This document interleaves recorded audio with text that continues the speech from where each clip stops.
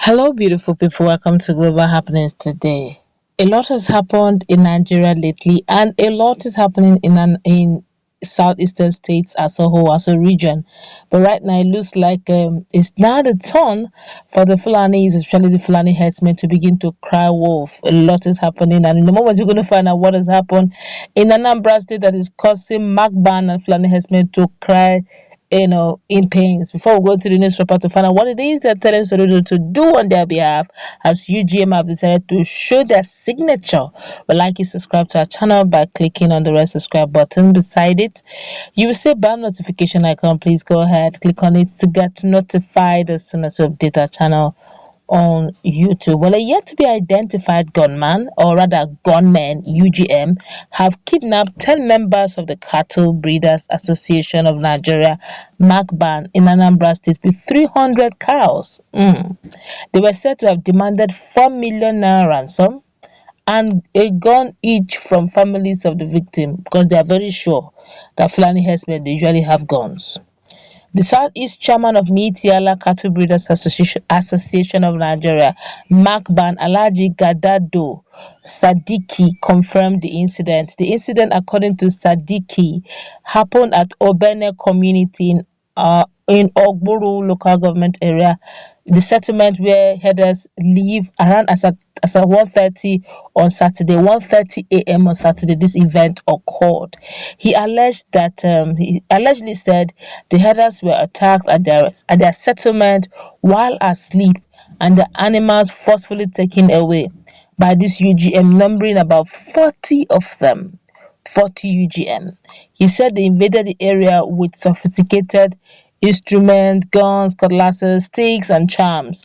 According to him, these kidnappers had established contact with their victims' families, demanding 4 million naira and one gun as ransom. As I speak to you now, I've reported the incident to police and DSS for prompt action, he informed. He appealed to the kidnappers to please release their members and also their cows, stressing that the abductees were mere strugglers. He condemned the politicization of the herdsmen and host communities conflict across the country. He noted that the herdsmen were always accused of crime, even in situations where they were the victims of that crime. Siddiqui blamed the face-off between herdsmen, farmers, and host communities on lack of accurate communication by the concerned authorities. He commended Governor Chukwuma Charles Soludo for initiating peace and reconciliation committee to address the security challenges in the state and also in Southeast region as a whole at large. Anambra police spokesman Ikenga Tochukwu confirmed the incident.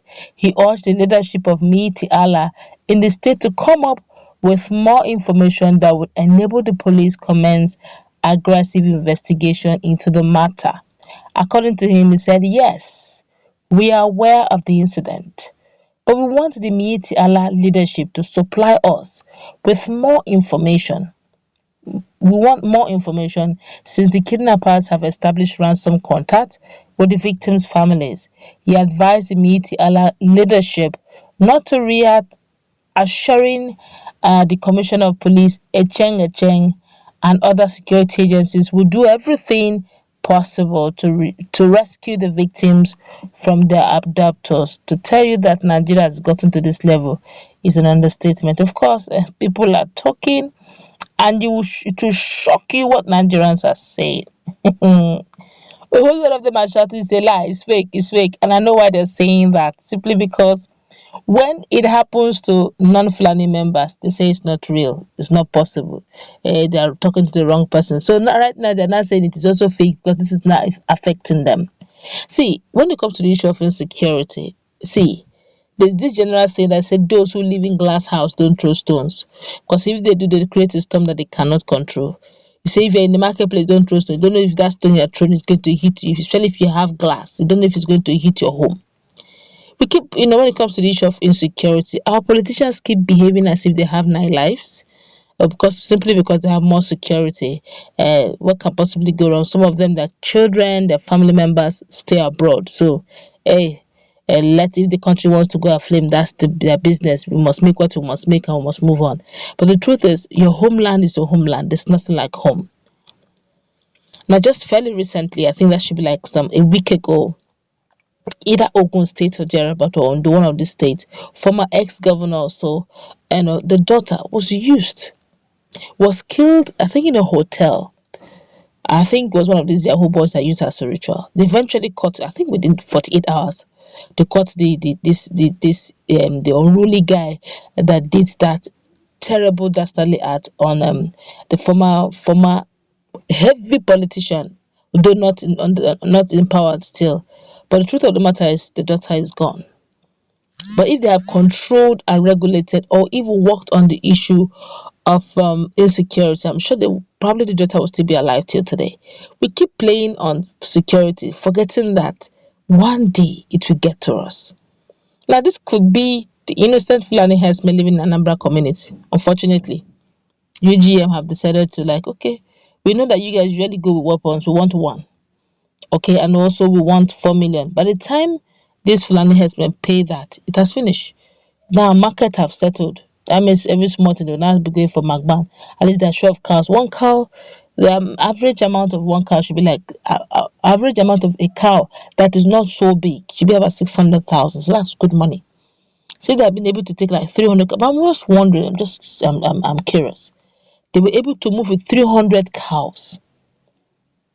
They were able to move with 300 cows, and they did not even want to trail that cows. Look at the legs of where those cows are moving. You can be, at least you should be able to trail those cows. 300 cows, and these are UGM that are not used to rearing of cows. Those cows can even be used against them. So I don't know how this will work, but obviously from one indication they are sure that about 300 cows are missing. But the question is, are you sure that these 300 cows will not be killed along the way? Maybe just to cause mayhem. Honestly, Nigerians have been so divided. It has been so bad in this dispensation. Now some persons see Fulani as enemies. Some persons see Igbos as enemies. Some persons see Yorubas as enemies. Whereas we are one big family before now. That's whereby you can go to any tribe, any state, and you're comfortable. Let's just take one or two comments here and we'll round it up. This one here is saying, who is following who? I don't think they kidnap anything just for them to continue tagging Igbo's land as a bad land. Another person say, kidnap, carry 300 cow, demand only for 4 million for ransom. It doesn't add up, okay? This one here is saying, they are being paid in their own coin, so why are they complaining? This person here says, this is just an appetizer. He who lives by violence will perish by violence. Another person here is saying, all my fears are gradually being confirmed. If this is not caught at the nip in the bud, the kidnappers will soon start kidnapping everyone else, as the case of headers might just be experimental. That's a strong one. How do kidnappers convey the chaos in what is supposed to be a horrid action so it doesn't just add up? All right, you have heard what Nigerians are saying out there. They're saying that in as much as there are 300 cows there, it is not adding up at all. Let's interact. What's your take?